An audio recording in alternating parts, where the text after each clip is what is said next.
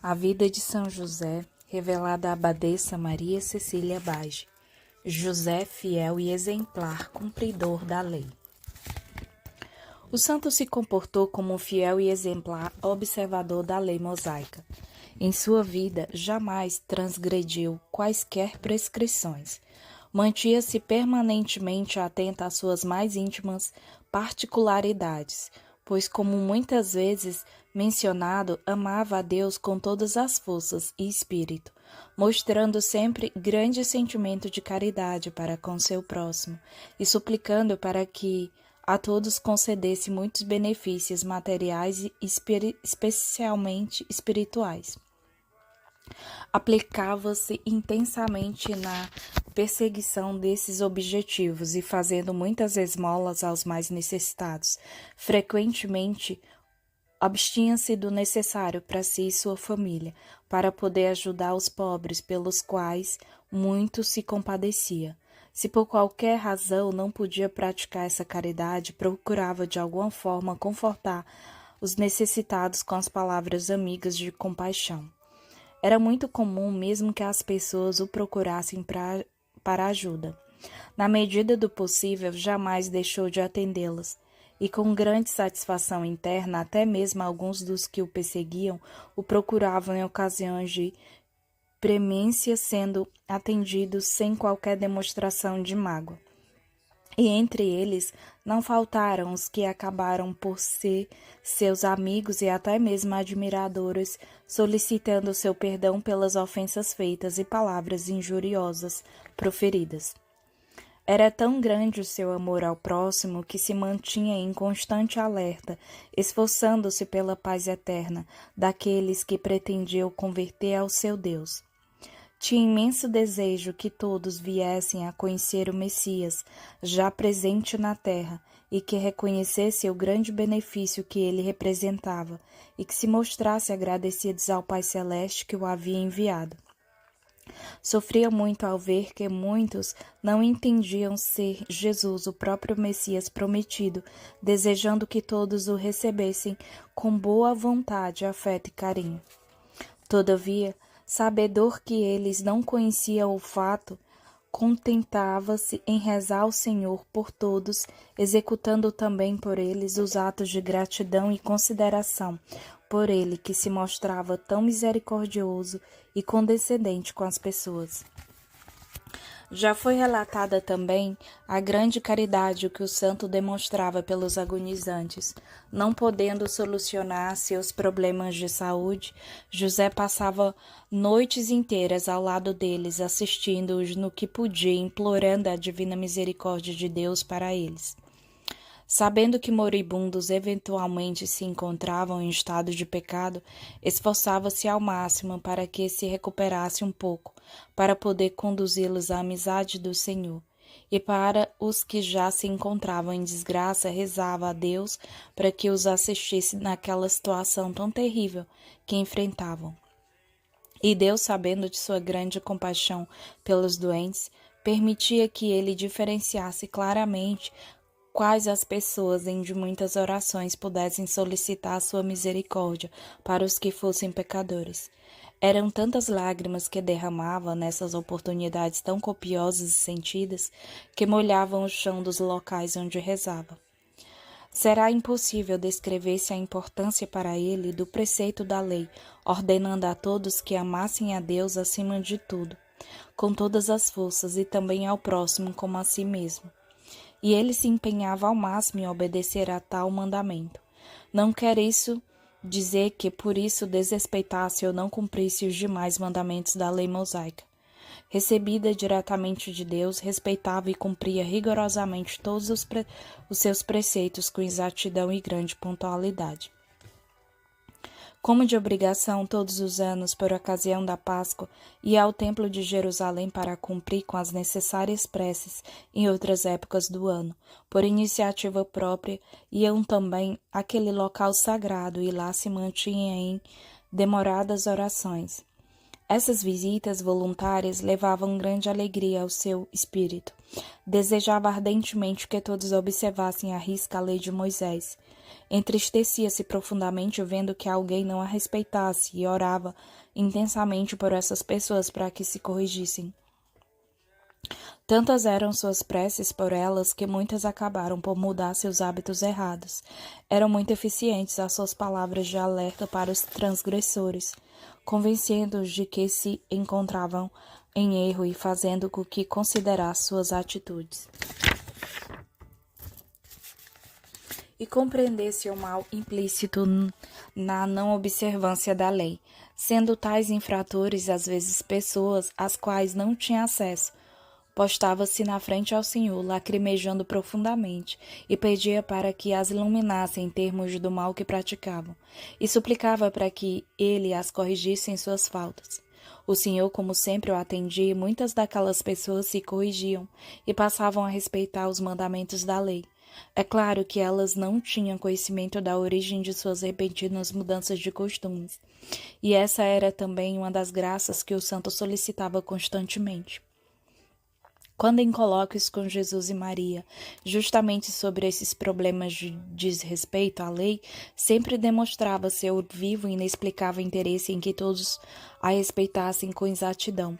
Pedia então para Jesus que intercedesse junto ao Pai Celeste para serem reconquistados aqueles transgressores da lei. E dizia para Jesus: meu querido Jesus, se o desejares, tens poder para que elas sejam iluminadas e recebam as necessárias graças nesse sentido. Voltando-se então para Maria, dizia mais: a ti, querida esposa, eu peço que observes atentamente as minhas ações todas, notando que eu incido em qualquer transgressão.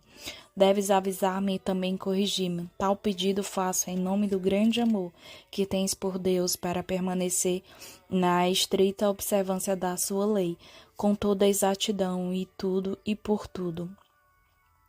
O santo fazia muitas reflexões sobre o significado de ser necessário amar ao próximo como a si próprio. Pensava muito também sobre os grandes benefícios que tivera, sobre todas as graças que recebera e também sobre a grande alegria que tinha. E dizia para si mesmo: coube a ti, José, que o Senhor fosse tão condescendente e que se mostrasse sempre gentil e amoroso contigo. Dessa forma, todas essas ações que tantas satisfações te deram, deves desejar sejam praticadas também pelas demais pessoas. A partir de tal princípio, clamava para que todos desfrutassem dos mesmos favorecimentos a ele concedidos, ou seja, para que todos reconhecessem em Jesus o verdadeiro Filho de Deus, e assim o aceitassem como o Messias prometido na lei mosaica. Dizia mais: se ele for reconhecido e aceito como tal, com certeza será também amado por todos, e sendo amado, concederá a elas mudas graças e favorecimentos tão dignos e condescendentes que é como todas as pessoas seriam consoladas e santificadas pelo tão poderoso Filho de Deus. Tomando conhecimento de que alguém se encontrasse em situação aflitiva, empenhava-se ao máximo em confortar e consolar, raciocinando que, sendo agradável que assim agissem com ele em tais situações, as outras pessoas também se sentiriam dessa forma. E sendo como era um extraordinário seguidor da lei, deveria cumprir com toda exatidão e manter sempre fixos em sua mente os dois fundamentais mandamentos, o de amar a Deus acima de tudo e amar o próximo como a si mesmo. Ainda além, embora não tivesse ainda recebido todos os ensinamentos de Jesus, ele procurava intuí-los e praticá-los, especialmente após o seu nascimento. Observava atentamente Jesus e procurava imitar suas ações à risca, tendo sido doutrinado de que o Redentor serviria de exemplo para seus seguidores, embora não fosse destinado a presenciar seus futuros sofrimentos e sua vida tão angustiada, procurava imitá-la em tudo o que podia entender e visualizar. Pode-se afirmar nesse sentido que ele, depois de Maria, foi o primeiro a agir desta forma. Viveu em extrema pobreza, passou por muitos sofrimentos, por perseguições de seus inimigos, por calúnias que exigiam tanta paciência e compreensão, além das resignações difíceis de imaginar. Dessa maneira, na verdade, praticou todas as virtudes inerentes a Jesus Cristo, integrando-as de tal modo a si mesmo que poderia mesmo parecer a própria representação do Redentor. Extremamente pacífico e humilde, pessoa alguma o viu irado, jamais tendo em mente qualquer ação vingativa ou atitude de soberba. Sempre muito amável, delicado e com todos os resignados e sempre conformado com a vontade de Deus. Não é fácil entender a dimensão de sua pureza e dos esforços empregados em mantê-la sempre íntegra. Neste aspecto, aliás, nem mesmo o próprio demônio ousava molestá-lo com tentações. Foi, de fato, verdadeira duplicata da imagem de Maria. Com todas as qualidades de Jesus, durante o tempo convivido com ele, sempre procurou imitá-lo com perfeição, e em tudo e por tudo. Por esses motivos, era muito apreciado pelo Senhor, tendo sido aceita por ele, obtendo novas e crescentes graças, pois crescia progressivamente em seus méritos também. Deus jamais deixou de atender aos seus pedidos e súplicas, e em razão de suas grandes qualidades, foi também muito amado por Maria, que, exceção feita a Deus e seu unigênito, amava acima de todos, em função de suas magníficas características como pessoa. Sabia ela também que o seu puríssimo esposo era muito querido por Deus, motivo pelo qual o havia destinado como seu marido e protetor. E ela o amava como tal, e como a mais santa e pura das criaturas, pois, na verdade, ele o era. Por isso falava sempre com Jesus a esse respeito e agradecia por todas as graças que eram concedidas ao santo e à sua alma, que via tão bela e cheia de merecimentos. Tinha grande estima por ele, tratando-o com máxima consideração e respeito, além de dispensar-lhe grande cordialidade no trato e amizade. Apreciava muito as conversas que tinha com ele, dizendo que, em tais ocasiões, o Senhor lhe permitia ver claramente a beleza e riqueza espiritual do seu marido, além das muitas graças que lhe eram concedidas por Jesus. Do seu lado, José tinha também consciência dos grandes méritos que caracterizavam sua esposa. Conhecia a beleza daquela situação pela qual Deus o havia selecionado e compreendia com clareza e plenitude da graça. A grande pureza de sua alma, conversando com ela muitas vezes, o Senhor permitia que visse inequivocadamente as radiações luminosas que irradiavam de seu rosto. E sua alma então se alegrava, e ele mais uma vez entendia estar ela cheia de graças divinas, e dizia para si mesmo: sendo seu exterior tão belo, o que dirá sua beleza interior? Na verdade, não sou digno de sua presença, e muito menos de tê-la recebido sobre minha custódia e ter sido escolhido para seu marido. Esses pensamentos o embaraçavam e o constrangiam, e ele então se humilhava frente a ela e agradecia ao Senhor por essas dádivas tão grandes que lhe concedera. Conforme comandava a lei, tinha grande amor por ela, e a sua semelhança depois de Deus e Jesus, ela era o seu objeto primeiro de amor. Como amasse a Deus, por ele amava também as incomparáveis qualidades e virtudes que o Altíssimo lhe concedera, para que fosse a mais bela, mais nobre, mais perfeita e mais digna obra por ele executada, pois nela podia ver em toda a sua plenitude a admirável ação de onipotência do Senhor. Por Maria, cresceram nele intenso amor e grande estima pessoal e também excepcional admiração, pois havia sido elevada à máxima posição de mãe, portanto, em seu ventre, puríssimo Filho do Criador, nela concebido por obra do Espírito Santo. É mesmo impossível narrar-se a posição ocupada por ela em sua escala de valores e também a estima que lhe devotava, considerando-a como meta das graças e favorecimentos divinos. E também o quanto aperfeiçoado se sentia agradecido por tudo, além de toda a sua reverência.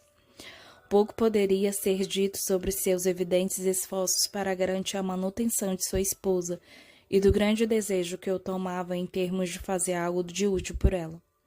Maria, grande conhecedora da lei, dizia constantemente para José que a lei não prescrevia que o marido devesse sujeitar-se à mulher, mas sim que ele fosse e agisse como chefe de família, e não como servo de sua mulher. Ele inclinava sua cabeça e nela respondia, uma vez que ela havia mencionado a obediência à lei.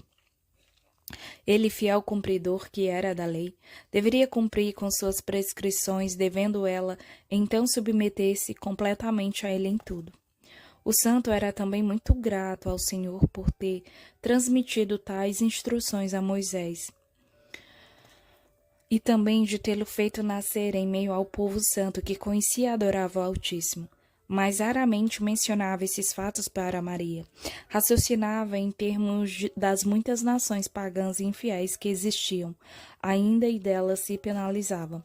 Considerando a grande sorte que tivera, dizia para Deus: ó meu Deus, infinitamente bom e misericordioso que sois, o que fiz eu mais que os gentios para receber a imensa graça de nascer judeu e permanecer ao povo eleito?